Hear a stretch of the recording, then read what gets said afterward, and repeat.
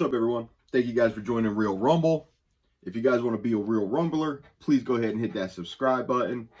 But let's go ahead and let's get into it. So there's a movie coming out that kind of sparked my curiosity. It comes out later this month, but as it progressed and coming towards this release date, this is a movie I'm kind of I'm getting more interested in wanting to see. It's a movie called F1 the movie. Now, I've never been a fan of like F1 racing, NASCAR, nothing of that nature. I of course grew up in North Carolina, so NASCAR is definitely a big deal around here, especially not too far. We got the Rockingham Speedway, so you know racing's a big deal. But that's just not something that's ever been my cup of tea. However,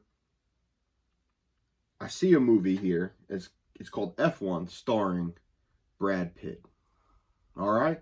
First of all, Brad Pitt's a phenomenal actor, and a lot of the times his movies are pretty good. Anyway, then I see that it's directed by Joseph Kosinski. Now, if anybody unfamiliar with Joseph Kosinski's work, well, he's directed some pretty good bangers, man. I mean, just coming off the success of Top Gun Maverick, he was the director of that. I understand it is a Tom Cruise-led type film. So Tom Cruise, of course, has a lot of control, input, things like that. However, this guy knows how to craft a movie, and usually the way he paces it, it's awesome. But not only Top Gun Maverick, but if anybody has seen Oblivion, which is also another Tom Cruise movie, but super underrated film. I don't believe it got the praise it deserved when it came out. It was a great movie. I think it still stands to this day. So if you guys check that out, it came out 2013. But even go back to his earlier work. He did Tron Legacy, bringing back Tron after 30 years. And yeah, people it was a mixed bag. I thought it was okay. However, he still, if you look at the style, look at the artistic craft of that movie, for instance, dude. I mean, he took Tron, which just looked like total shit, right? Just production wise, and I get it. I mean, come on, it was the 80s, and then of course now you look at 2010. But what he was able to do with that world, I think it was really cool. But there's another film he also did called Only the Brave.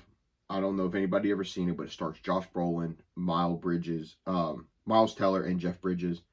If you get a chance, look that up, check it out. Definitely a good movie. So, I mean, just that alone, guys. I mean, I'm pretty excited for this movie. Now, it looks like we got some critics' reactions. So I figured anybody who's excited to see this movie like I am, of course, when you come across something like this, you're like, all right, man, is this the movie we're excited for? Is it going to be good? Is it going to be bad? So let's see what people said. So F1, the movie, critics' reactions promise one of the coolest, most entertaining movies you'll ever see. Now, let's pump the brakes on that. You know, there's been too many damn exciting movies to have ever come our way. However, still a good sign, you know. So let's check out. Let's see what this says. Now, this comes from Action News. Article by Josh Wilding. The first F1 movie reactions are in from the critics who attended an early screening this week. But what are they saying about what looks to be a high-octane Top Gun Maverick-inspired take on Formula One? The F1, dang, I don't know why I keep butchering that up. F1, the movie, receives mixed reviews from Formula One drivers, but critics appeared to have had a great time with it. Even looking beyond the please quote me reactions below, there's enough praise here to safely say that filmgoers are in for a fun ride. That sounds pretty darn good. Now, it says that it was a mixed bag amongst Formula One drivers. No shit, because it's not real. You know, I mean, they're, I guess, you know, from the perspective like, oh, does it look real enough, right? But I mean, come on, it's a little bit different, right? It's like when you have a Green Beret watching a war movie. Come on, man. They lived that shit, and these are people pretending to play it. So, of course, it's going to have some mixed bags, right? Some mixed reviews and stuff like that. So, continue on with this article, but it says it's worth pointing out that nearly everyone here seems to be new to Formula One. All right, so not too familiar with it. I'm not too familiar with it. So what fans of the sport will make of what looks to be an expectingly Hollywoodized approach remains to be seen.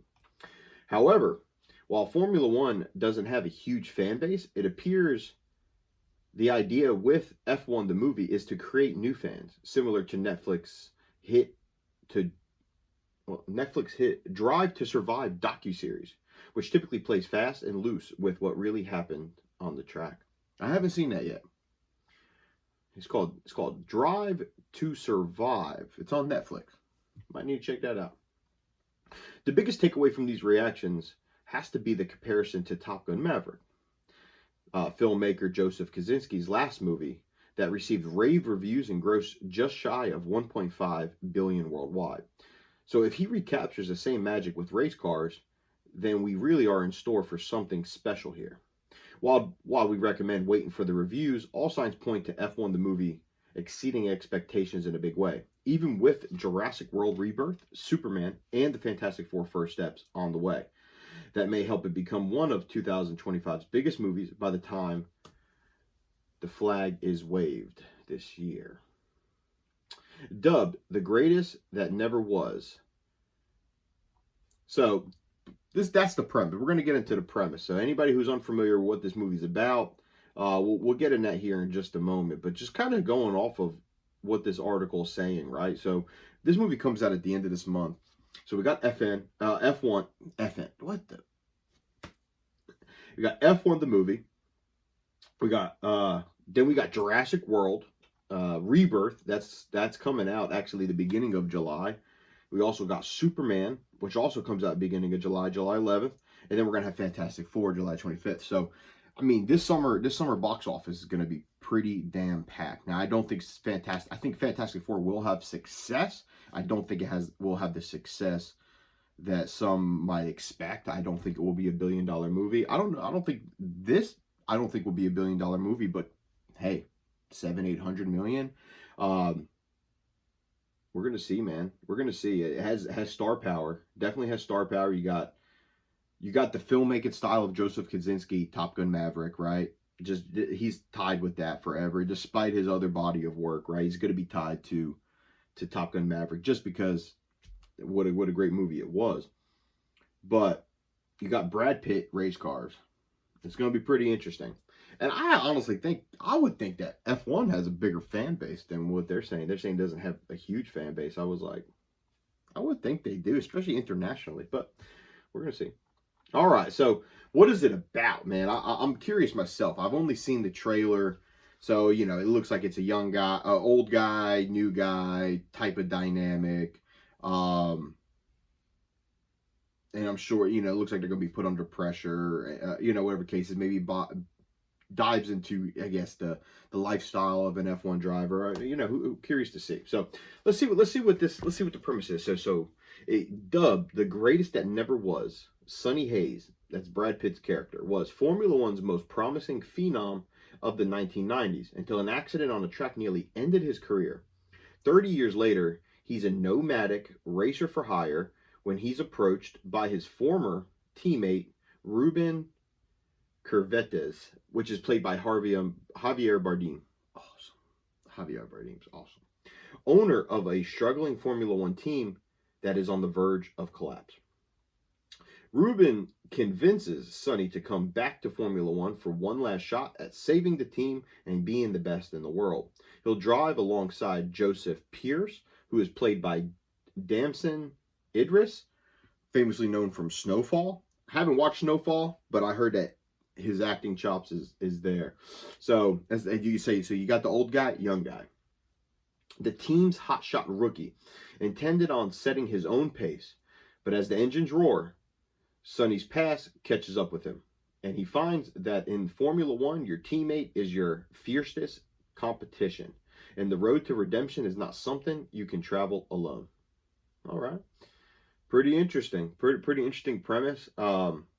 Simple, but I believe the shots that we're going to get in this movie are going to be insane from a driver's perspective. Might even see kind of like a oh man, it's gonna, I'm curious to see how they do it, you know, if they do something, if he does something similar to the way he handled the flying aspect in Top Gun Maverick.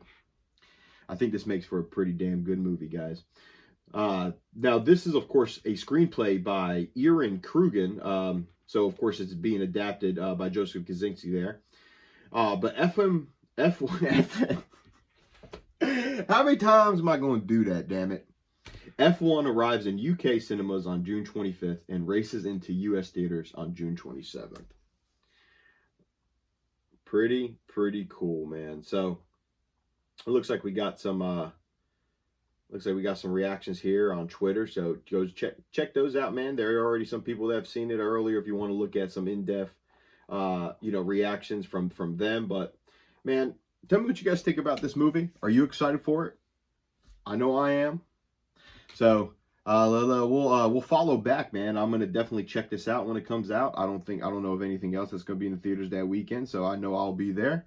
We'll go ahead and check that out, and we'll come back then. But hey, until then, Shabbat Shalom.